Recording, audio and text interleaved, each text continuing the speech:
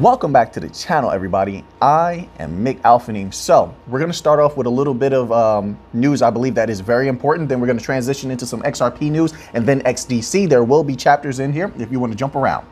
So it is being reported by all major media sources that Nancy Pelosi did indeed land in Taiwan.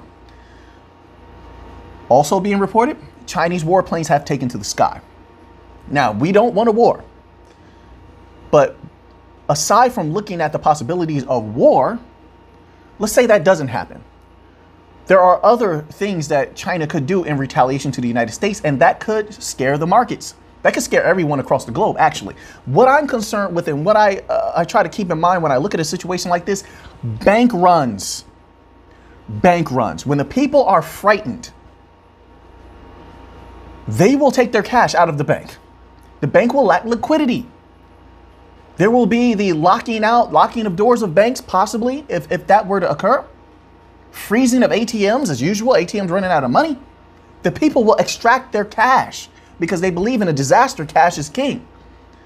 This is why I keep my eye on things like this, right? And hopefully nothing comes out of this, or very little comes out of this. Maybe just a bunch of words, you know, a display of power on both sides. And that's it, hopefully. But this is something I like to keep a very, very close eye on. So let's just do that in the coming days, and hopefully nothing comes of this that's insane. All right. But now let's move on to another article here. This one here, every day there's something great happening with XRP. Ripple's doing a great job. Of course, anybody can build on XRP, but Ripple is doing the absolute best job. It's the same way with like XLM or Algorand. Look, listen, Algorand Foundation, Algorand doing a great job, but we could also say Coinbanks is doing an amazing job with building and utilizing Algorand, correct? But Ripple is, when it comes to XRP, Ripple is doing an absolutely fantastic job. And that's going to mean a lot of money for you and I in the future, as if everything continues to go according to plan. I'm very excited. I hope you are. So this is on the CryptoBasic.com. Twitch streamers can now create NFTs and generate tokens on XRP Ledger. You know what? This is something I didn't think about before, and I'm actually very, very happy that they're doing this, because we want to take that streamer money. Look, streamers make a lot of money through donations. We can have some of that donation money flowing across the XRP out. Not only that, and that's good volume, because Twitch streamers they're doing that almost every day, every other day. They're consistent with their streams. It's not like YouTube.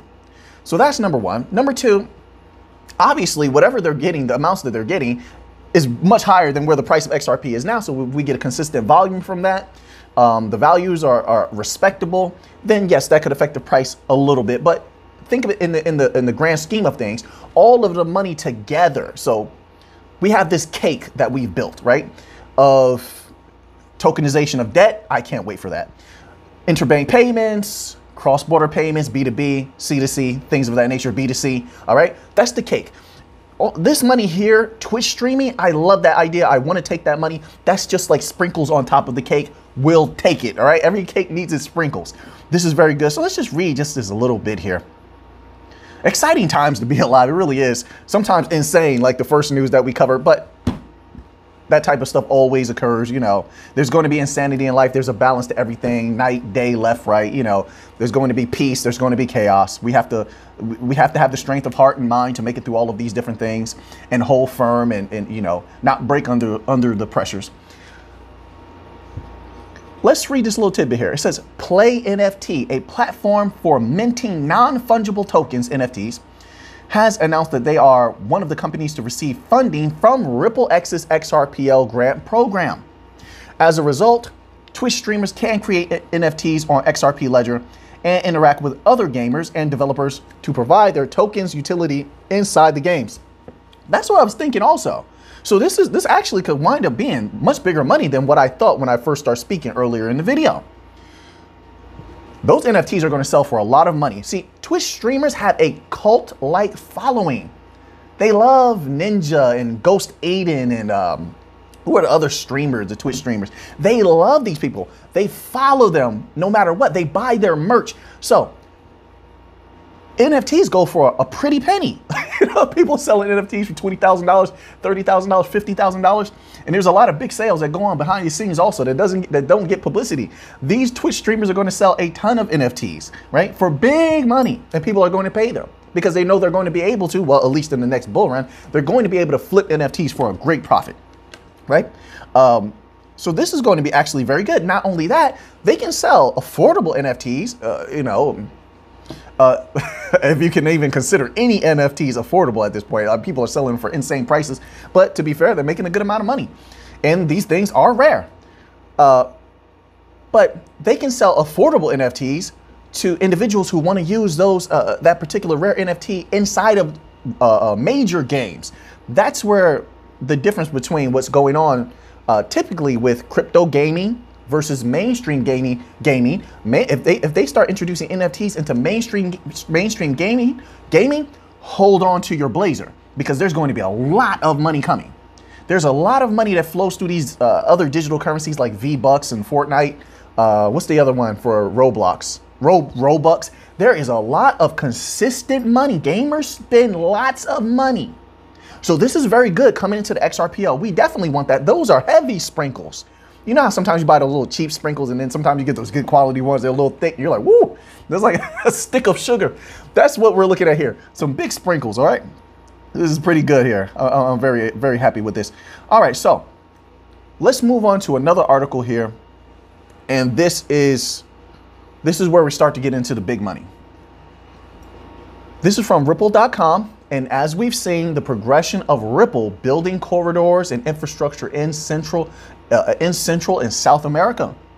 And it's going to be huge. Here's another article that they released titled Piecing Together Latin America's Fractured Treasury Flows. Remember, I kept saying that traditional banking system does not have a foothold in Central and Latin America. They have a problem in a lot of different areas, whereas the bank coins do not have those same problems, right? And they're able to access money that the traditional or legacy system cannot access. Now, I want to add something in here because I have a lot of friends that came from Central and South America.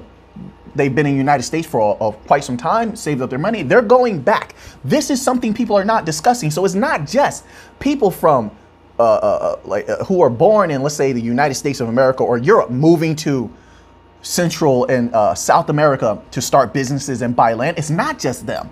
There is going to be a mass exodus over the next 10 to 15 years. Actually, it's a little sooner. People that are talking to me and telling me like in the next 5 years, they're going back. These individuals have saved up mass amount of money. They've done a great job. They have bought houses down there, land. They're going to be starting businesses. This is people that are returning to Central and South America. They're going to be building businesses down there, starting up farms. There's big money going to Central and South America. This is why I'm saying over the next 10 to 15 years, Latin America is going to explode, in my humble opinion. If everything continues on this trajectory, Latin America is going to explode. They're going to be doing wonderful down there. A lot of people, I can't say everybody, but a lot of people are going to be doing wonderful down there.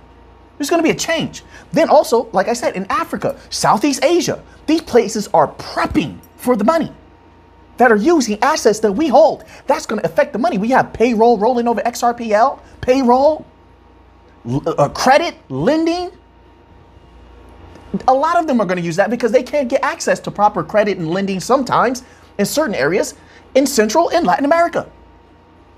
There's going to be a lot of money coming out of there. Not to mention the banks that are utilizing the XRPL down there, Stellar, and of course we know, because of Koi Banks, Algorand. What does it do to that price? Think about that for a minute. What does it do to that price? The money's going to be disgusting. The people down there are going to make a ton of money.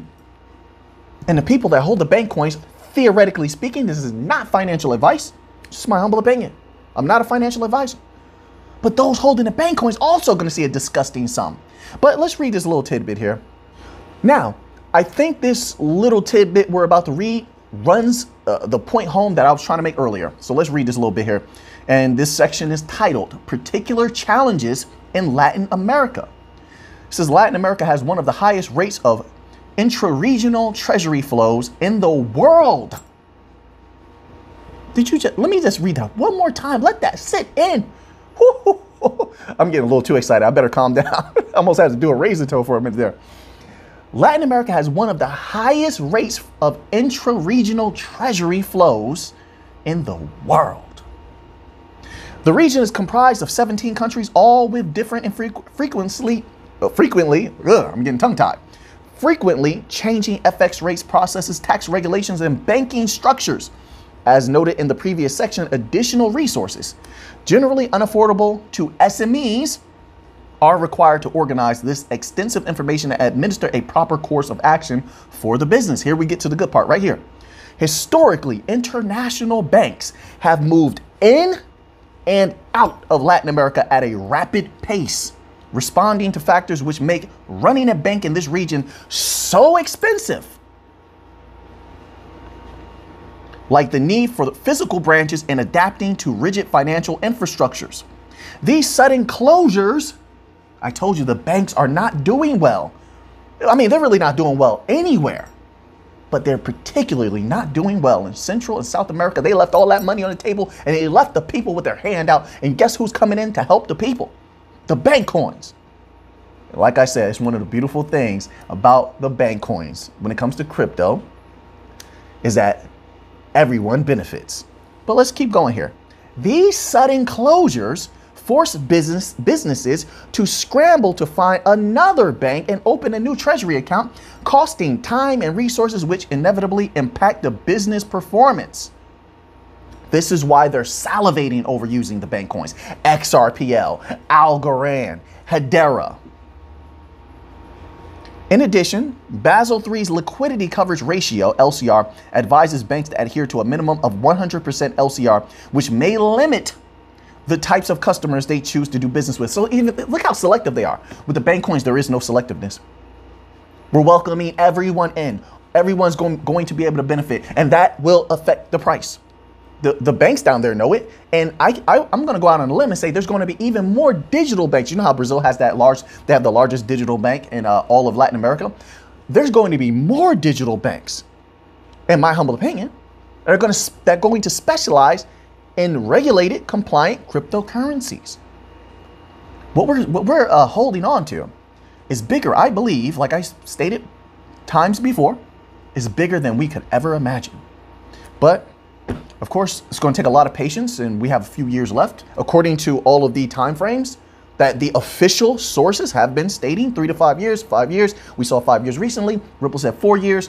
JP Morgan said 2 to 3. They're out of their minds. 2 to 3 years to set up infrastructure? Have they ever set up infrastructure before? I'll take the 3 as the minimum. 2 years is too fast, in my humble opinion. But I'm just being realistic, right? So let's continue on here. It says, compounding these vulnerabilities, World Bank evidence states that only 45% of small enterprises in Latin America have access to credit. I was just saying this.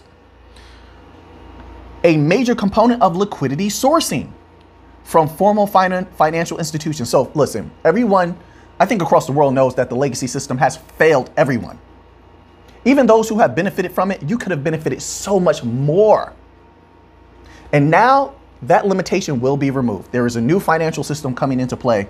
Everyone is getting on board using it. Of course, it's going to take some time to set up infrastructure. It takes a little time for the education curve to show people how to use things. We're still streamlining a lot of the technology, so it's much easier for the regular people to use, all right, who don't have a whole lot of time to learn how to use a complicated system. So we're still streamlining and shearing up easeability of use. That's why that is so important. This is huge. There is a changing of the guard happening on every level. It's quite astounding to be quite frank. But let's move on to another article here. Here's an interesting article. I'm trying to get through all the articles today, right? some people out there like, hey, Alphanim he's moving today. We get more than 3 articles today, Alphanim? Sometimes I do, sometimes I don't. I'm just joking around. I like to crack jokes every once in a while. Keep it light. This is from U.Today. They're doing a great job. Head over there, check them out. And the article is titled, Crypto Investors actively signed petition to remove Gary Gensler as chairman of the SEC. I 100% agree with that.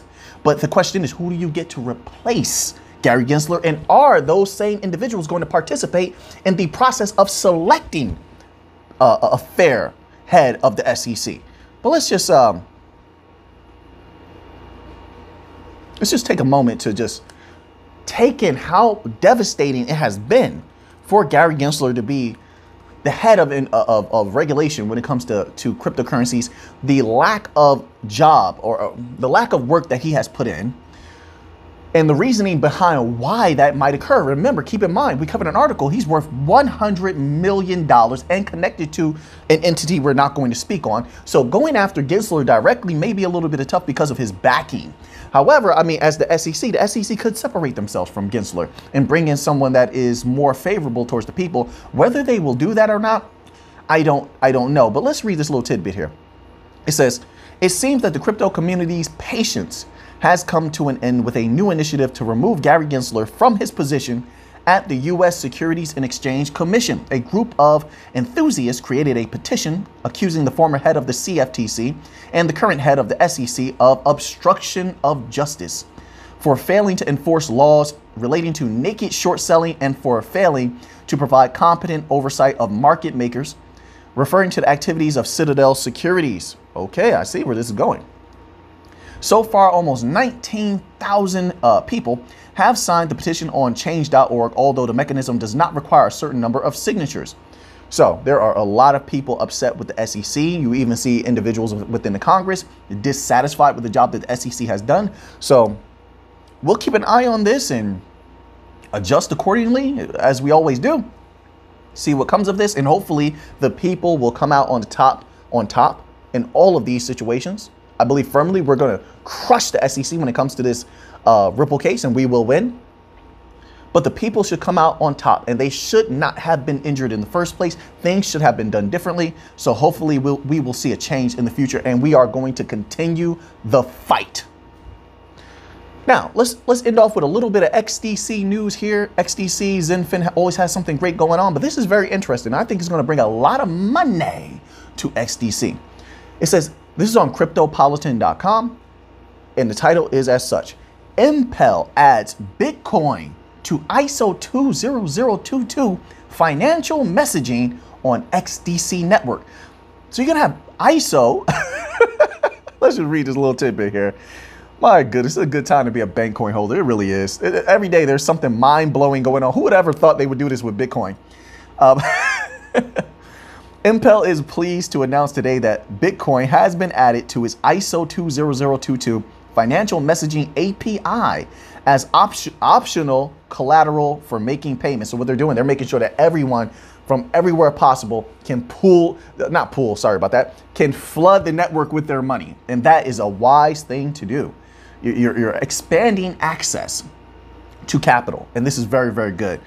It says, this addition enables Bitcoin to be used in the instant settlement process for traditional banking services and other organizations that utilize the new ISO messaging standard. It offers the opportunity for improved. So let me pause there. So once again, so you had all of these people saying how unimportant ISO was, but now you see everyone coming into alignment with ISO standard because they understand what it means when you're trying to move capital back and forth between established businesses, not people, not P2P, but established institutions that have the big money. And that's what everyone wants, is the big money, because it makes the prices skyrocket.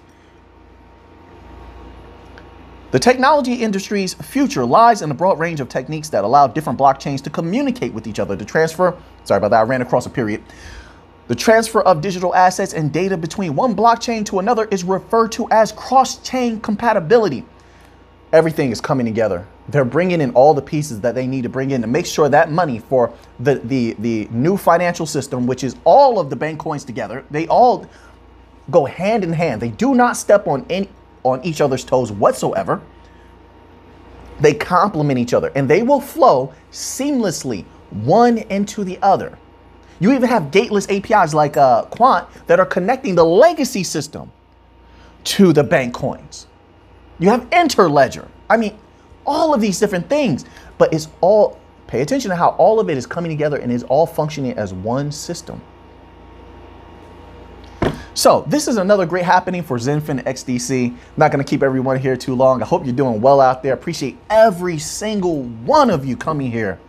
You have no idea how much goodness it does for me to be able to come to you at times throughout the week, speak to you, read your messages. So I want to thank you. I'm going to humbly thank you for giving me the opportunity to even be in front of you. So thank you out there. I appreciate it. Make sure you show someone some love today. If you love them, let them know. Let them know. You never know what's going to happen the next day. And remember, take care of your health. I can't tell you what to do. It's not health advice, but take care of your health. Make sure you're healthy physically, mentally. At least that's what I would hope for you out there, okay? And be safe. Be safe. So now that you have that information, what are you going to do with it? I know what I'm going to do with it.